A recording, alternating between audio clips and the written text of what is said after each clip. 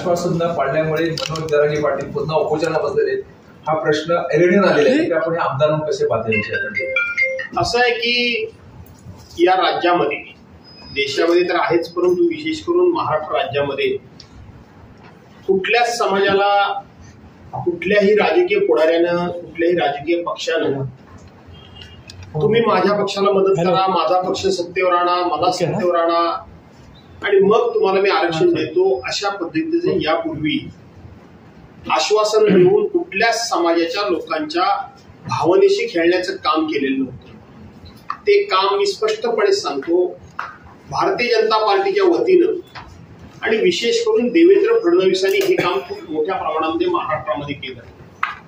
आपल्याला आठवत असेल 2014 या सालाच्या पूर्वी ज्या वेळेला धनगर समाजाचं आरक्षण, म्हणजे त्यांना आरक्षण आहे परंतु त्यांना एससी मध्ये त्या ठिकाणी कन्व्हर्शन पाहिजे होतं, कन्व्हर्ट करून पाहिजे म्हणून ते उपोषणाला बसले होते.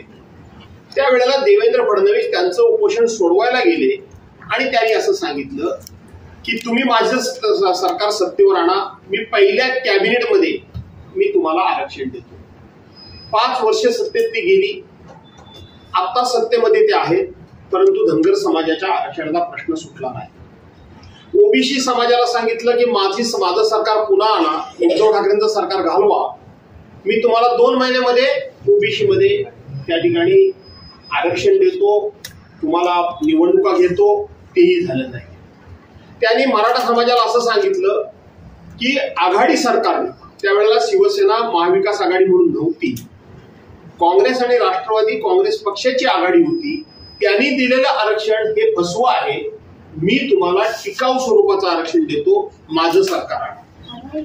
त्यांनी लिंगायत समाजाला देखील हेच सांगितलं आणि मराठा समाजाला देखील हेच सांगितलं. असं वेगवेगळ्या समाजाला त्यांच्या भावनेशी खेळून आणि त्यांच्या अडचणीचा राजकीय फायदा उठवून त्यांना त्यांच्या अपेक्षा वाढवण्याचं काम हे भारतीय जनता पार्टीच्या वतीनं झालं, विशेष करून देवेंद्र फडणवीसांच्या वतीनं झालं. आणि त्यांनाही माहित होतं की आपण हे करू शकणार नाही, परंतु सत्ताच केवळ मिळवायची हा एक हेतू डोळ्यासमोर ठेवून त्यांनी लोकांच्या भावनेशी खेळ खेळलेले आहेत. त्यामुळं आज लोकांच्या भावनेचा उद्रेक झालेला आहे.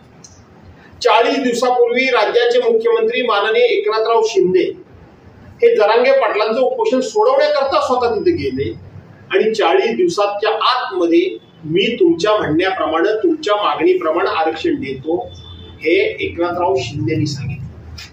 त्यामुळं लोकांच्या भावनेशी हे लोक खेळतायत आणि सुरुवातीला लोकांना असं वाटतं की हे लोक काहीतरी आपल्याकरता करू शकतील, पण यांच्यावरचा आता विश्वास जसा उडायला लागलाय तसा प्रत्येक समाजामध्ये एक असंतोष उफाळून यायला लागलेला आहे. याला सर्वस्वी जबाबदार केंद्रातलं आणि राज्यातलं विद्यमान मुख्यमंत्र्यांचा शब्द खरा झाला तर मला मनापासून आनंदच होईल. वाईट वाटायचं काहीच कारण नाहीये.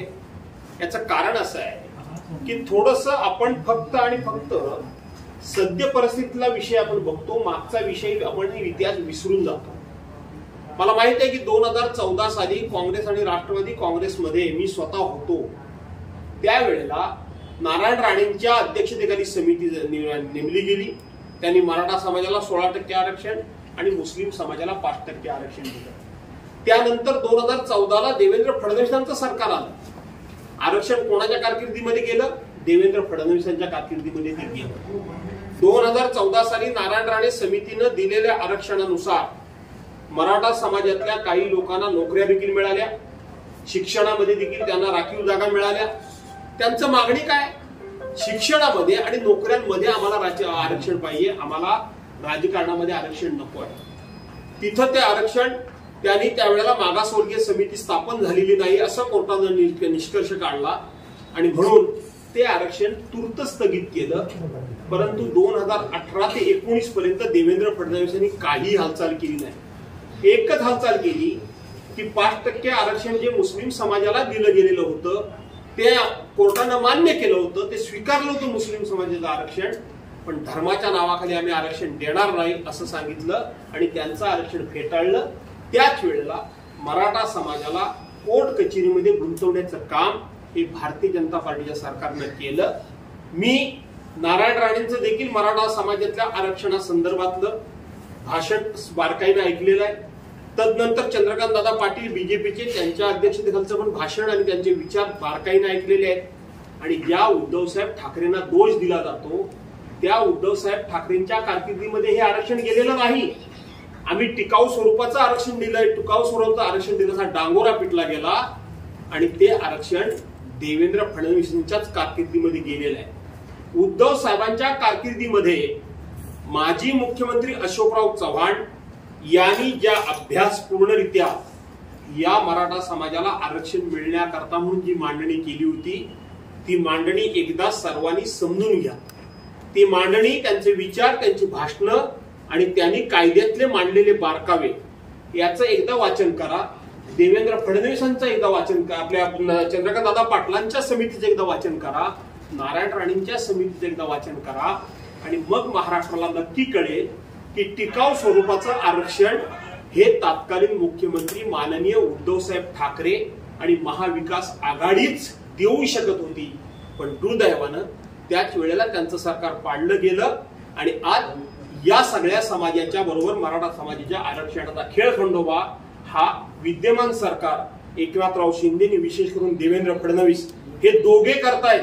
त्यामुळे छत्रपतींसमोर शपथ घेऊन जर त्यांची पूर्तता झाली तर मला मनापासून आनंद वाटला। आरक्षण जेव्हा उपोषण झालं, मला वाटतं 30-32 दिवस उपोषण चाललं, सगळ्या पक्षाचे सगळे नेते तिथं जाऊन आले। देवेंद्र फडणवीसांच्याकडे ग्रह खाता आहे, बेछूट लाठीमार, गोळीबार, लोकांना त्या ठिकाणी गुरासारखं मारणं हे कोणाच्या कारकिर्दीत झालं? अशा पद्धतीचा एका मोठ्या संयमानं चाललेल्या मोर्चामध्ये ज्या मराठा समाजाचे 10 लाखाचे, 20 लाखाचे, 25 लाखाचे रस्त्यावर मोर्चे निघाले, पण एक साधी कोणाला त्यांनी कागदाचा कप्पा सुद्धा रस्त्यावर टाकला नाही किंवा पोलिसाची गरज सुद्धा वाचली नाही। ज्याचा गिनीज बुक ऑफ वर्ल्ड याच्यामध्ये नोंद झाली शिस्तबद्ध मोर्चे म्हणून। ते असे व्हायलन्स कसे झाले, ते असे बेकाबू कसे झाले, त्यांच्यावर लाठीचार्ज का केला गेला? पोलिसांनी सांगितलं आम्ही तुम्हाला काही करत नाही सांगितलं आणि 15-20 मिनिटात पोलीस मागे येतात, ते लाठीचार्ज करतात। त्यांना कुणी सांगितलेलं आहे लाठीचार्ज करला? आणि म्हणून नंतर अगोदर सुरुवातीला गृहमंत्री म्हणून देवेंद्र फडणवीसांनी ही जबाबदारी नाकारली, नंतर ती जबाबदारी स्वतःवर घेतली, माफी मागितली, सगळ्या ठिकाणी गेले, परंतु मराठा समाजाच्या आरक्षणाच्या ठिकाणी देवेंद्र फडणवीस गेलेत का?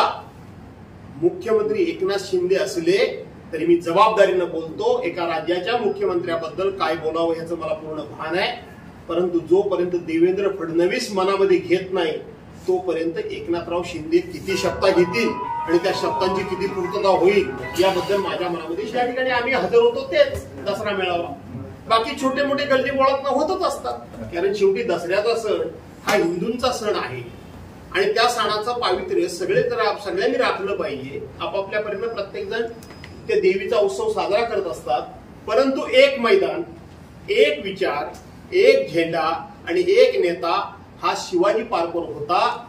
तो दसरा मेळावा खरा आणि तोच देशाला आणि जगाला माहिती असलेला मेळावा। सातत्यानं 58 वर्ष जगामध्ये एकमेव हा पक्ष आहे की सातत्यानं 58 वर्ष न चुकता दसऱ्याला मेळावा घेणारा पक्ष, तो पक्ष मेळावा खरा आहे। बाकी छोटे मोठे मेळावे झाले त्याचं किती दखल घेणार आम्ही? पवार साहेबांनी 1972चा दुष्काळ हाताळलेला त्याची संपूर्ण कहाणी मी वाचलेली आहे। कैलासवासी तत्कालीन मुख्यमंत्री वसंतराव नाईक साहेबांच्या मंत्रिमंडळामध्ये पवार साहेब होते कृषी राज्यमंत्री आणि गृह राज्यमंत्री। त्यांनी महाराष्ट्राची भूक कशी भागवली तेही मला माहिती आहे। 2004 ते 2014 या 2004 पूर्वी देशामध्ये प्रत्येक क्षेत्रामध्ये आपण प्रत्येक गोष्ट आयात करत होतो, आज आपण निर्यातदार म्हणून मिरवतोय। हे पवार साहेबांचं कर्तृत्व आहे, हे पवार साहेबांचं कर्तृत्व आहे। दुसरी गोष्ट 2 रुपये किलोनं गहू आणि 3 रुपये किलोनं तांदूळ हे 2008 साली पवार साहेब कृषी मंत्री असताना आणि डॉक्टर मनमोहन सिंग देशाचे पंतप्रधान असताना, नरेंद्र मोदी साहेब नव्हे, या देशामधल्या जनतेला देण्याचं काम सुरू झालेलं आहे। हे पवार साहेबांचं कर्तृत्व आहे। त्यामुळं पवार साहेबांचं कर्तृत्व काय याचं नरेंद्र मोदी साहेबांनी काय बोलावं यापेक्षा देशाच्या सीमेवर जवळजवळ 13 महिने शेतकरी जे अत्याचारी 3 कायदे होते ते रद्द करण्याकरता उपोषणाला बसले होते। त्यातले 780 लोक मृत्युमुखी पडले. हे नरेंद्र मोदींच्या कारकिर्दीमध्ये घडलेली घटना आहे, त्यांच्या कृषी मंत्र्यांच्या कारकिर्दीमध्ये घडलेली घटना आहे. आणि पवार साहेबांच्या कारकिर्दीमध्ये घडलेल्या घटना अंड्यापासून, मांसापासून, माशापासून, धान्यापासून किती उत्पत्ती वाढ झाली आता रेकॉर्ड आहे. त्यामुळं ते रेकॉर्ड वाचायला कदाचित देशाच्या पंतप्रधानांना वेळ नसेल, तर मी काही त्यावर भाष्य करू इच्छित नाही. परंतु डॉक्टर पवार साहेबांच्या कारकिर्दीमध्ये शेतकऱ्यांना चांगले दिवस आले होते म्हणून ते मी पुन्हा एकदा सांगतो की या अध्यक्षांकडून कुठल्याही प्रकारची अपेक्षा बाळगू नका. मी माझ्या पक्षामध्ये आणि मी माझ्या भाषणामध्ये सुद्धा सांगितलेलं आहे, आपल्याला शेवटचं न्यायालय हे जनतेचं न्यायालय आहे. त्या जनतेच्या न्यायालयामध्ये जाऊन आपण जनता जनार्दनाला न्यायमूर्ती मानून आपल्यावर अन्याय झालेलाच आहे तिथं आपण न्याय मागूया. यांच्याकडून न्याय मिळण्याची अपेक्षा नाही, मी स्पष्टपणे सांगतो. काय झालं निवडणूक आयोगाचं? निवडणूक आयोगाने निर्णय काय दिला? पक्ष कोणाचा? 19 जून 1966 साली हिंदुहृदय सम्राट शिवसेना प्रमुखांनी स्थापन केलेला पक्ष बंडखोर गटाला उचलून डायरेक्ट दिला जातो, निशाणी दिली जाते. जगाच्या इतिहासामध्ये असं कधी घडलं नाही. जगाच्या इतिहासामध्ये यापूर्वी अनेक पक्ष असे फुटलेले आहेत, परंतु बंडखोर गटाला पक्ष आणि निशाणी देण्याचं काम जगाच्या इतिहासामध्ये कधी घडलं नाही. ते इथं घडतंय. काय झालं? निवडणूक आयोगाची नेमणूक करण्याकरता म्हणून 3 सदस्य समिती असते. त्याच्यामध्ये देशाचे पंतप्रधान असतात, राष्ट्रपती असतात आणि सर्वोच्च न्यायालयाचे न्यायमूर्ती असतात. न्यायमूर्तीने काही निरीक्षण नोंदवली, कायदा करून आपल्याला कळत नाही, कायदा करून न्यायमूर्तींना त्या कमिटीतून हटवण्यात आलं. काय चाललंय काय देशामध्ये? काय चाललंय? मी कालच्या शिवाजी पार्कच्या सभेमध्ये थोडस विस्तारानं मला सांगता आलं नाही. 26 सप्टेंबर 2023 ला या सरकारनं एक जबरदस्त अशा प्रकारचे GR काढलाय, सर्क्युलर काढले, ऑर्डर काढले. काय काढले? तर कॅग ही जी संस्था आहे, कॅग ही संस्था म्हणजे काय? महालेखापाल त्याला म्हणतात. काय आहे की आपल्या देशामध्ये देशाच्या किंवा राज्यांच्या तिजोरीमध्ये येणारा प्रत्येक रुपया हा कुठे गेला, कसा गेला, योग्य गेला की अयोग्य गेला, त्याचं मूल्यमापन करणारी ही केंद्रीय संस्था आहे. की जी संस्था माझं चुकत नसेल तर आता माझ्यासमोर तो कागद नाहीये, 1948 साली स्थापन झाली. भारतीय घटना 124 नुसार 1948 जी संस्था स्थापन झाली, ती संस्थेनं केवळ या सरकारच्या कारकिर्दीमधले काही घोटाळे बाहेर काढले. आपल्याला आठवत असेल मागच्या वेळेला गेल्या महिन्यात झालं, म्हणून ती त्या संस्थाच बंद करून टाकली, तिचं कामच ठप्प करून टाकलं. अरे या देशामध्ये काय चाललंय तरी काय? तो विषय मला विस्तारानं मांडता आला नाही. आणि म्हणून मी तुम्हाला सांगतो की हे सगळं जे चाललेलं आहे यांच्याकडून न्याय मिळण्याची कुठलीही अपेक्षा धरण्यात काहीही अर्थ नाही. शेवटचा अपेक्षा म्हणून नक्कीच सुप्रीम कोर्टाचे सर्वोच्च न्यायालय माननीय न्यायमूर्ती चंद्रचूड साहेबांकडून आहे, परंतु विधानसभेचे अध्यक्षांकडून काळी मात्र अपेक्षा ठेवत आहे. मला प्रश्न विचारला की तुम्ही मुंबई गोवा महामार्गावरून प्रवास कसा करता, तेव्हा मी त्यांना असं सांगितलं की मी नितीन गडकरी साहेबांचा खूप आदर करतो, त्यांचे माझे अतिशय चांगले संबंध आहेत. या रस्ता प्रकरणात जवळजवळ 4 वेळा मी जाऊन त्यांना नागपूरला पण भेटतो, पत्रव्यवहार करत असतो. उत्तर येत नाही तो भाग वेगळा. तर मला त्यांनी प्रश्न तुम्ही विचारला की तुम्ही प्रवास कसा करता, तेव्हा मी त्यांना सांगितलं की नितीन गडकरींची भाषणं खूप चांगली असतात, खुशखुशीत असतात. आता विमान पाण्यावर उतरणार, आता विमान रस्त्यावर उतरणार, खालून लाईट व्हेकल जाणार, त्याच्यानंतर मीडियम व्हेकल जाणार, त्याच्यावरून काय ते हेवी जाणार आणि त्याच्यावरती मॉल उभा करायचा वगैरे, अशी ती भाषणं सगळी त्यांची ऐकत असतात. ती भाषणं मी स्टार्ट करतो गाडीत आणि रस्त्यात मुंबई गोवा प्रवास करत करत 1976 साली कैलासवासी माजी पंतप्रधान इंदिरा गांधींनी त्यावेळेला आणीबाणी लावली, पण 2 वर्षामध्ये निवडणूक घेतली. त्यांनी निवडणुकीला सामोरं जायचं धाडस दाखवलं. आज 9 वर्ष या देशामध्ये आणीबाणी सुरू आहे. तुम्ही पत्रकार आहात, तुम्ही ठीक आहे, तुम्हाला किती पर्यंत तुम्ही लिहू शकता ह्याचं तुम्हाला मर्यादा आहे, किती काय काय मुद्दे दाखवायचे तुम्हाला मर्यादा आहे. मला तुम्ही सगळे बरेच जण दाखवता, पण जेव्हा मी बोलत असतो तेव्हा मुख्य चॅनल ज्याला काय म्हणता तुम्ही, एअर काय युट्यूबवरच मी जास्त असतो.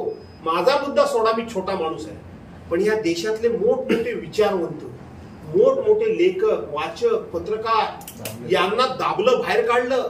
त्यांना त्या चॅनलवरून बाहेर काढून टाकलं. देशाच्या पंतप्रधानांनी 2014 नंतर खुलेआमपणे एखादी घेतलेली प्रेस कॉन्फरन्स मला दाखवा. का? शेवटी पत्रकार असतील म्हणजे ते आमच्या बाजूने बोलतात म्हणून नाही, तर ते जनतेचा आवाज आहे, जनतेच्या भावना बोलू शकतात. ज्या जनतेला सरळ बोलता येत नाही ते जनतेचा आवाज म्हणून चूक असेल बरोबर असेल खुलासा केला पाहिजे. आणि म्हणून तिथं सगळ्यांचीच गळचेपी आहे. त्यामुळे हुकुमशाही सोडा, धड हुकुमशाही पण नाही आणि धड लोकशाही पण नाही. अशा अवस्थेमध्ये केवळ आज कोणतरी म्हटलं की देशाचे पंतप्रधान इथे येऊन बोलले, मी परवा कुठेतरी बोललो त्याच्यावर माझ्यावर प्रकट टीका झाली की ज्या राज्यामध्ये निवडणुका लवकर होऊ घातलेल्या असतात त्या ठिकाणी देशाचे पंतप्रधान येतात. 2021 साली आमच्या देशामध्ये महापूर झाला, पंतप्रधान आले, राज्यामध्ये महापूर झाला आले. कोल्हापूरमध्ये 2020 साली महापूर झाला, देशाचे पंतप्रधान आले, कधीच आले नाही. पण निवडणुका जवळ आल्या की देशाचे पंतप्रधान येतात. आणि म्हणून ते आता प्रधानमंत्री जरी असले आपल्याला वाटत असले तरी मला वाटतं ते प्रधानमंत्री म्हणून नाही तर प्रचार मंत्री म्हणूनच काम करणार सरकार असेल. भारतीय जनता पार्टी सत्तेवर आली. सत्तेवर येण्यापूर्वी या देशामध्ये 60 वर्षात काहीच झालं नाही. आणि जवाहरलाल नेहरू, गांधी घराणं यांच्यावर टीका करण्याच्या पलीकडे काहीही झालेलं नाही. टीका करून त्यांनी सत्ता मिळवली. तुम्ही सगळा मला आलेख सांगा की गेल्या 9 वर्षामध्ये त्यांनी केलेल्या भरीव कामावर ते चर्चा करतात का, ते भाषण करतात का? तर आजही गांधी आणि नेहरू घराण्यावर टीका, काँग्रेस पक्षावर टीका, घराणेशाहीवर टीका. अरे काय चाललंय काय? माझ्यासारखा एक सामान्य आमदार जिथे जिथे मला लोकांनी निवडून दिलं, एकदा निवडून गेल्यानंतर मी माझ्या पूर्वीच्या सहकार्यावर म्हणण्यापेक्षा पूर्वी जिथे कोण लोकप्रतिनिधी होता त्याच्यावर काडीची टीका केलेली नाही. माझी भावना काय असते की त्यांनी बरं केलं की वाईट केलं त्याचं मूल्यमापन लोकशाही मार्गाने जनतेनं केलेलं आहे. लोकांनी आता मला निवडून दिलेलं आहे, मी माझी कामं सांगितली पाहिजे, मी काय केलं ते बोललं पाहिजे. दुसऱ्यावर टीका करून मी कसा चांगला आहे सांगण्यापेक्षा मी काय केलं ते लोकांसमोर ठेवलं पाहिजे. आणि लोकांना त्यांच्या सत्सक विवेक बुद्धीला आव्हान केलं पाहिजे की मी हे केलंय, आता विचार तुम्ही. यांना एक सर्वसामान्य, साळस, प्रामाणिक आणि सरळ मार्गी नेता असा लोकांचा ठाम विश्वास झालेला आहे. राजकारणामध्ये जरी ते असले तरी त्याच्यामध्ये राजकारणामधले जे छक्के पंजेपणा लागतात, जी काय राजकारणामधली, आता शब्द मी तो वापरणं बरं नाही, परंतु जे काय बरं वाईट करावं लागतं तो माणूस तो करत नाही. एक आणि सगळ्यात महत्वाचं म्हणजे मला असं वाटतं की नियतीनंच उद्धव साहेबांना मुख्यमंत्री व्हायचं नव्हतं तरी नियतीनंच त्यांना मुख्यमंत्री केलं. तुम्ही आठवण करा 2020 साली जगाबरोबर आपल्या राज्यामध्ये कोरोनाचं संकट आलं, बरोबर आहे.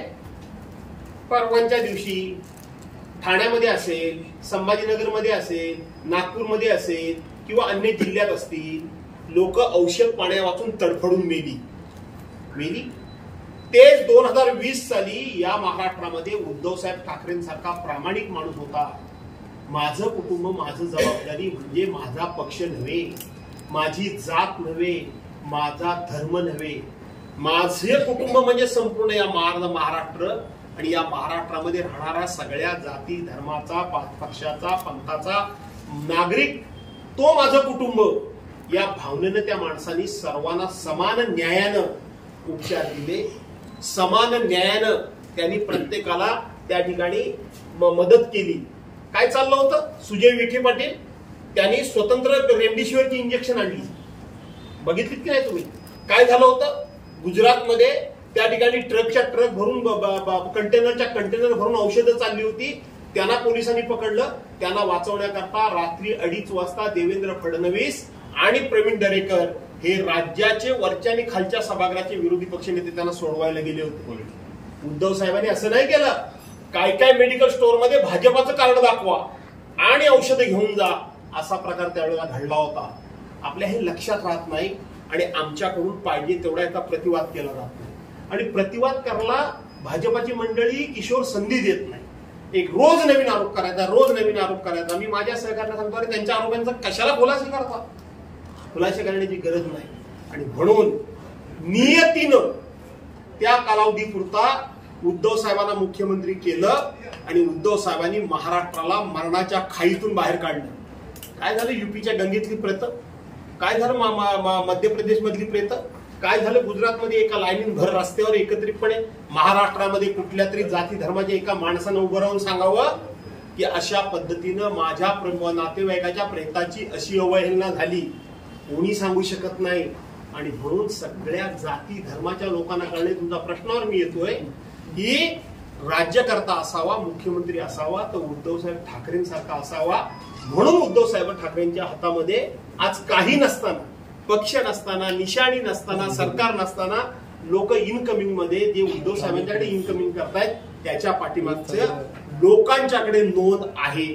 त्या नोंदी खातर लोक उद्धव साहेबांच्याकडे बोललो नाही. पहिल्यांदा बोलतो की पुन्हा मला माझ्या चिपळूणमधून निवडणूक लढवायची इच्छा आहे, परंतु ही दोनच माणसांच्या हातामध्ये तो विषय आहे.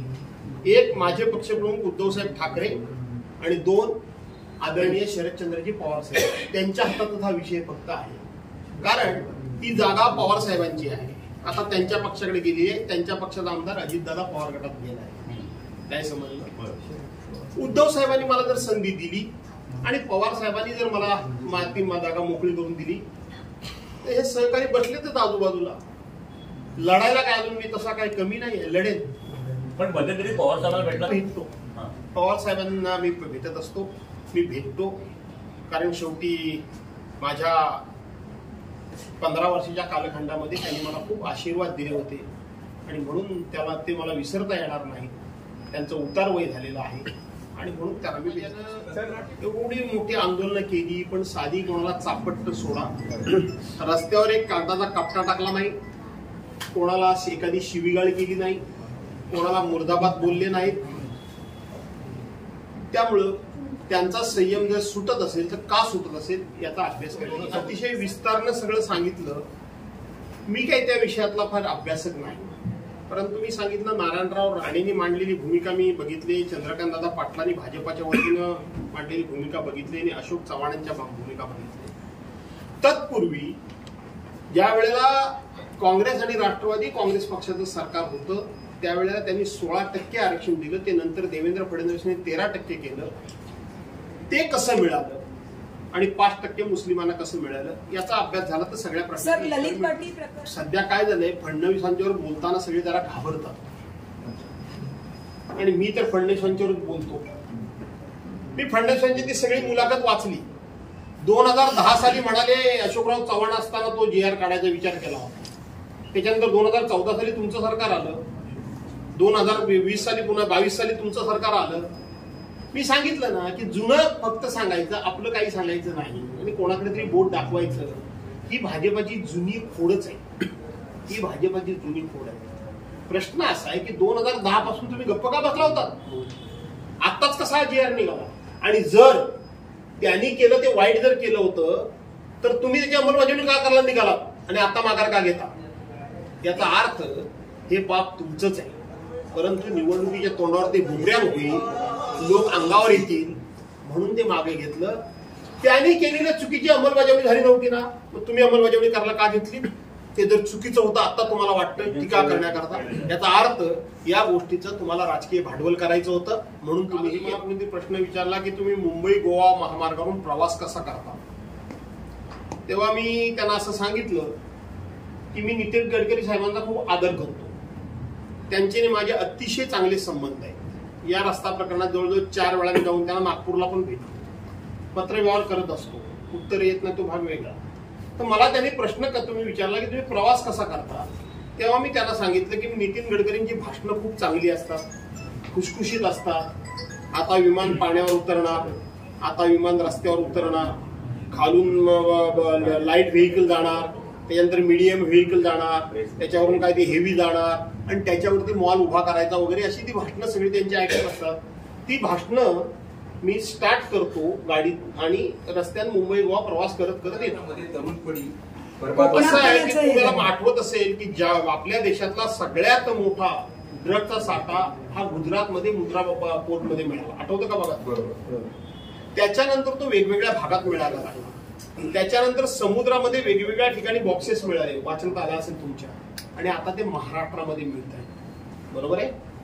परवाच्या दिवशी नाशिकला मिळाला, त्याच्यानंतर मला वाटतं नागपूरला काहीतरी मिळाला आणि आता कुठेतरी कल्याण डोंबिवली पालघर की कुठेतरी या साईडला मिळाला. काय चाललंय काय? तुम्ही नुसते लोकांचे पक्ष फोडण्यामध्ये आपला वेळ घालवताय. ही राज्यामध्ये तरुण पिढी बर्बाद व्हायला लागली. याच्यावर तुमचं लक्ष आहे कुठे?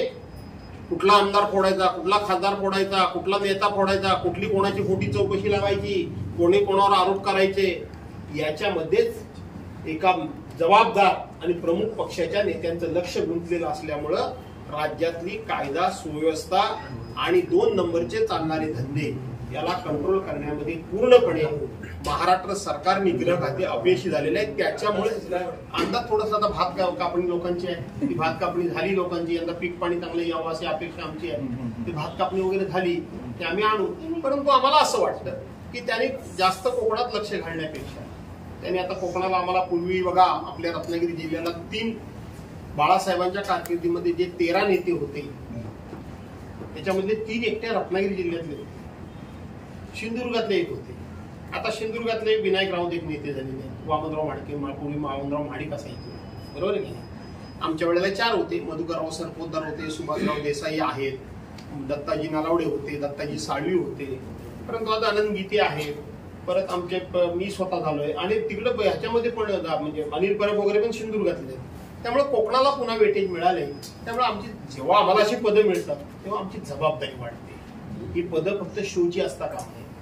त्या पदाप्रमाणे जर तुम्ही तुमचं काम केलं तर आपोआपच तुम्हाला मान सन्मान मिळत असतो. आणि म्हणून तो मान सन्मान आम्हाला मिळवायचा असेल तर तो तुम्हाला फुकटचा मिळणार. त्याच्याकरता तुम्हाला कष्ट करावे लागतील, मेहनत घ्यावी लागेल. तुम्हाला तुमच्या संसाराकडे लक्ष देऊन चालणार नाही. आणि ते आम्ही संपूर्ण मी पिंजून काढलेला आहे, कारण तिथल्या संजयराव कदमांना निवडून आणण्याची जबाबदारी माझीच आहे. गुहागर मतदारसंघ हा मला पूर्णपणे माहितीच आहे. राजापूरला विद्यमान आमदार आमचे राजन साळवी असल्यामुळे चिंता नाही. रत्नागिरी सुद्धा हा शिवसेनेचाच मतदारसंघ आहे, तिथेही काही चिंता नाही. चिपळूण संगमेश्वर मतदारसंघ हा मतदारसंघामध्ये मला चिपळूण माहिती आहे, परंतु संगमेश्वर पूर्ण मला माहिती नाही. त्यामुळे मी जर उभा राहिलो तर मला मी अधिक वाढवावे काय प्रमाण बरोबर आहे का नाही विचारा. त्यामागचं कारण काय? अजून समजा वाढवला सांगले प्रमोशन, त्यामागचं त्याचं कारण असं आहे की मी 5 इथले आमदार हे उद्धव बाळासाहेब ठाकरेंची निवडून यावे ही माझी मनोमन इच्छा आहे. त्याच्याकरता लागतील ते कष्ट मी करायला तयार आहे. परंतु हे मी एकट्याने म्हणून चालणं होणार नाही. त्याला सहकार्यांची साथ पाहिजे आणि ते साथ द्यायला तयार आहे. त्यामुळे त्यांचं म्हणणं तुम्ही इकडे पाहिजे सांगतो. चिपळूणचा जर मतदारसंघ मी मागितला तर त्याच्या मोबदल्यात पवार साहेबांना आम्हाला कुठेतरी द्यावा लागेल मतदारसंघ एखादा काय सवय तो द्यावा लागेल. तो काही रत्नागिरीतच दिला जाईल असं काय नाही. एखाद्या ठिकाणी त्यांचं वर्चस्व आहे, तिथं आमचा माणूस थोडा कमकुवत असेल तिथे आम्ही देऊ, विचार करू काय.